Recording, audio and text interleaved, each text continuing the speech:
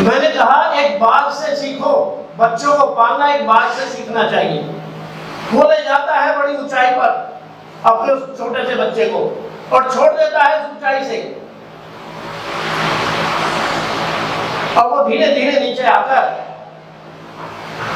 चलना ही नहीं बल्कि उड़ना सीख जाता है।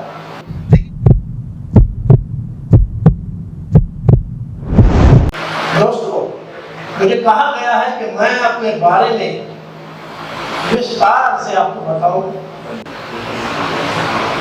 कहां से शुरू करूं? चलिए खोलता हूं अपनी किताब को, लेके चलता हूं पहले पन्ने पर।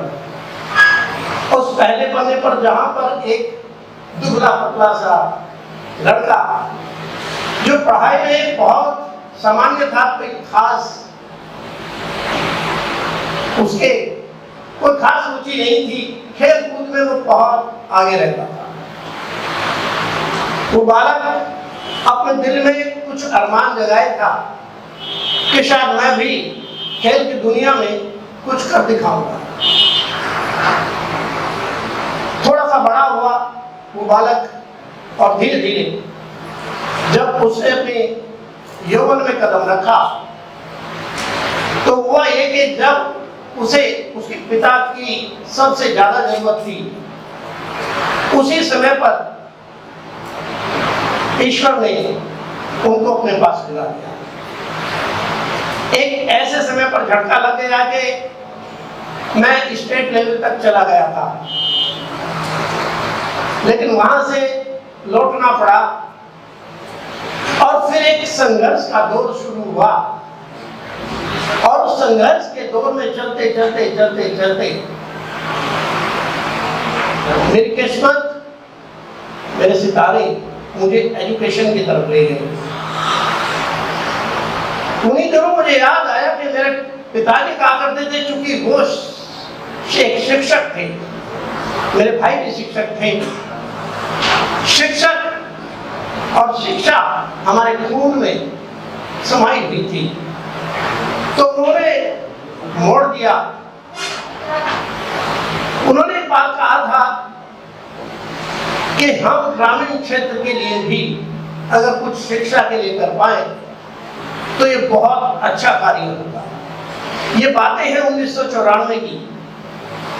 1994 में शिक्षा शहरों में तो बहुत अच्छी थी, लेकिन ग्रामीण अंचल के लोग उससे बहुत ही अछूते थे। न तो उनकी पहुंच में थी और न ही उनके पास थी।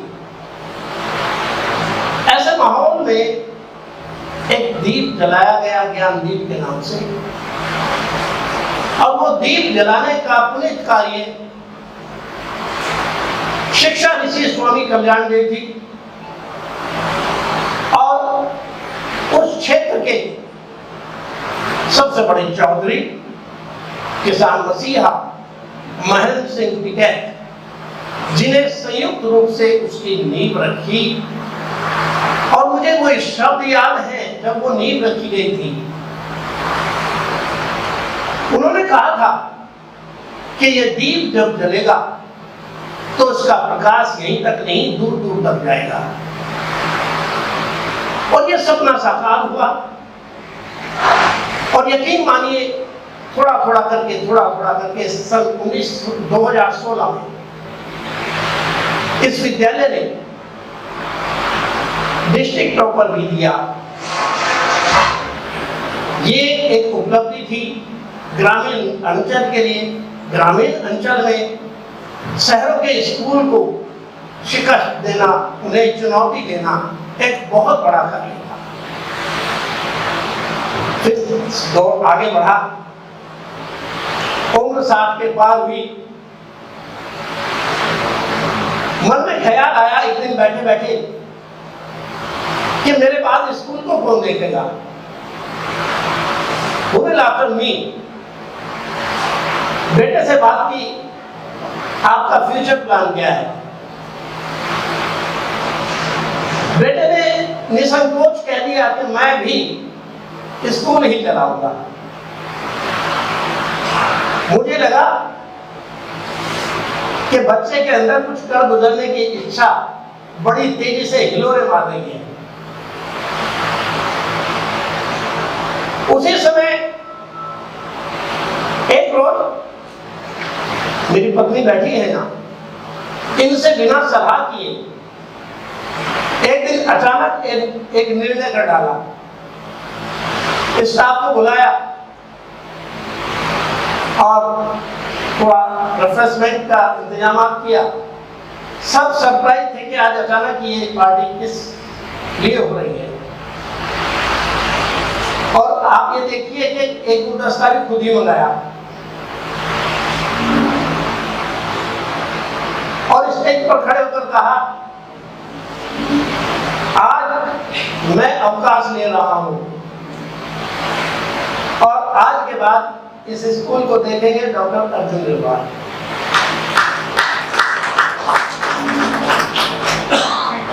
ये एक ऐसा कदम था जिसे सुनकर सब सरप्राइज थे और बाद में जब घर पे पता चलता है तो एक महाभारत का अध्याय भी शुरू होता है। ये क्या कर दिया, ये अकेला कैसे देखेगा। मैंने कहा एक बाघ से सीखो, बच्चों को पालना एक बाघ से सीखना चाहिए। वो ले जाता है बड़ी ऊंचाई पर अपने उस छोटे से बच्चे को और छोड़ देता है उस ऊंचाई से, और वो धीरे धीरे नीचे आकर चलना ही नहीं बल्कि उड़ना सीख जाता है। हमने अपने जीवन के 60 वर्ष बिताए हैं। यकीन मानिए इस दौर में, इस पूरे 60 साल में हमने नहीं देखा जीवन कैसा होता है। हमारा जीवन तो वो शताब्दी की ट्रेन की तरह रहा कि दिल्ली मेरठ और सीधे मुजफ्फरनगर खतौली और ये मंसूरपुर और ये सब कहाँ गए पता ही नहीं चला। कब हम 60 के हो गए, कब बाल सफेद हो गए, यार ये तो यूं ही चला गया। मैं दोस्तों से कहा करता था कि यार केवल बाल रंगने से क्या होगा, केवल बाल रंग लेने से क्या होगा, थोड़ी सी मासूमियत भी अपने व्यवहार में होनी चाहिए। अब वो मासूमियत, वो बचपना, वो सब चला गया था उस दौर से। फिर एक रोज ऐसा हुआ कि मैं मीटिंग में बैठा था, वहां पर एक जो सोशल मीडिया में बहुत अच्छा नाम कमाए हुए थे उनसे परिचय हुआ और उनसे उन्होंने अपनी रील वगैरह दिखाई। तो मैंने कहा यार एक रील हमारी भी बनवा दो, यार ये तो बड़ी बढ़िया लगती है। अब तक तो हमने लोग नाचते कूदते फिल्मों में देखे थे, ये तो यार तुम भी करते हो, मजा आ गया, हमें भी सिखा दो यार।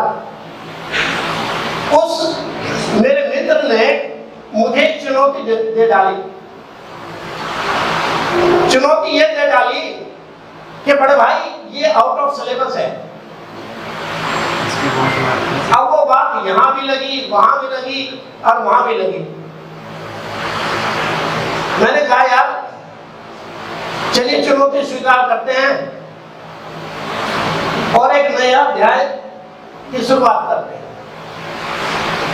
वो दौर शुरू हुआ, पहले थोड़ा थोड़ा किया और आज वो जो शख्स है उसके पास 1 लाख फॉलोवर है, मेरे पास 10 लाख है। ये सब जो हुआ ये आप लोगों के सहयोग, आशीर्वाद और दुआओं का नतीजा रहा। सोशल मीडिया पर आकर मैंने जाना कि मेरे जैसे न जाने कितने लोग जो रिटायरमेंट के बाद, आपको बताते समय मैं एक चीज भूल गया, क्योंकि मैंने रिटायरमेंट के बाद जो 3 महीने काटे वो मैं आज तक किसी को नहीं बताया। चलिए आज बताता हूं, वो मेरे बड़े पीड़ादायक, वो मेरा बहुत पीड़ादायक समय था। समझ ही नहीं आ रहा था करूं क्या। हमारी मैडम ने कहा कोई बिजनेस की शुरुआत करो, मगर अब तक सुबह 6 बजे निकलता था, शाम को 7 बजे घुसता था, तो फिर नहीं घुसेड़ दिए मुझे। फिर तो मैं स्कूल में ही ठीक था। सुबह से शाम तक का काम नहीं कर सकता। मैं जीवन को जीना चाहता हूँ, एक नए ढंग से जीना चाहता हूँ। क्या तुम साथ दोगे? उसने कहा क्या करना चाहते हो? मगर सोशल मीडिया पे आएंगे। और जो लोग अपने जीवन से निराश हो चुके हैं, 60 साल से ऊपर के लोग, जो घर बैठकर चिड़चिड़ाते हैं, जो घर बैठकर अपने बच्चों का जीना आराम करते हैं, मैं बिल्कुल सच कह रहा हूं। ऐसा मैंने देखा है, घर घर की कहानी है।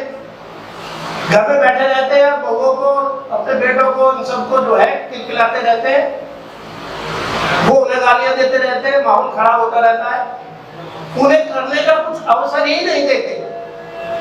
ऐसे लोगों को एक नई दिशा की जरूरत है कि वो अपने बचे हुए जीवन को कैसे हंसी खुशी गुजार सकते हैं। हर व्यक्ति को ईश्वर ने कोई ना कोई टैलेंट दे के भेजा है, अपने अंदर झांक कर देख लीजिए। किसी के अंदर कोई टैलेंट है, किसी के अंदर कोई टैलेंट है। जरूरी नहीं डांस करना ही एक टैलेंट हो, कुकिंग टैलेंट है, मोटिवेशन टैलेंट है, और भी बहुत से सोशल मीडिया पर ऐसे ऐसे प्लेटफॉर्म है कि आपका जो भी इंटरेस्ट है, आपके इंटरेस्ट के अकॉर्डिंग भरा पड़ा है सामान, आपको मोटिवेट करने के लिए आगे बढ़ाने के लिए। और दोस्तों, उस विषय में मैं बस ये कहना चाहूंगा कि लोगों के प्यार ने इस कदर मुझे इस ओर मोड़ा कि केवल आपके शहर में नहीं, दूसरे शहरों में बुलाकर भी उन्होंने मुझे सम्मानित किया, उन्होंने मुझे प्यार दिया। और इस प्यार और स्नेह को पाकर लगा कि यार अब जीवन धन्य हो गया, अब वास्तव में मैं सही दिशा की हो गई। बहुत से लोग हैं जिन्होंने क्रिटिसाइज भी किया, ये क्या यार इस उम्र में ये नाच स्टार्ट किया। आज मैं आपको एक और चीज बताता हूँ, और हो सकता है यहाँ भी बैठे हो कुछ लोग, लेकिन मैं उन्हें एक बात कहता हूँ, क्रिटिसाइज हमेशा वो करता है जो मुकाबला नहीं कर सकता, वो क्रिटिसाइज करता है। जिसकी मुकाबला करने की क्षमता नहीं, वो हमेशा दूसरों पर उल्टे सीधे आरोप ही लगाता है। कोई उम्र नहीं होती कुछ काम करने की, जब जागो तब सवेरा, जहां से चाहो वहीं से ही आपको करने से स्टार्ट कर सकते हो। दोस्तों, अपने घर की चाबी नहीं देते आप किसी को, 4 दिन के लिए जाए तो पड़ोसी को चाबी नहीं देके जाते। तो यार ये तो जीवन है, इसकी चाबी क्यों दे रखी है दूसरों को? ये मेरा जीवन है, इसकी चाबी मेरे पास, मैं क्यों किसी और को ये चाबी दूं? मुझे पूरा हक है अपने तरीके से जीवन जीने का, मुझे पूरा हक है। हाँ, मेरे किसी कार्य से किसी का नुकसान ना हो, किसी का अहित ना हो, बस इतना ध्यान रहे। मैंने उस गरिमा का ध्यान रखा है और सदैव ध्यान रखूंगा कि सीमाओं में रहकर ही मैं अपने आप को आगे बढ़ाऊंगा। और ईश्वर का आशीर्वाद जब तक मेरे साथ है, तब तक मैं आप लोगों के बीच आपका मनोरंजन के साथ साथ आपका मोटिवेशन भी करता रहूंगा। इन्हीं शब्दों के साथ आपका बहुत बहुत धन्यवाद।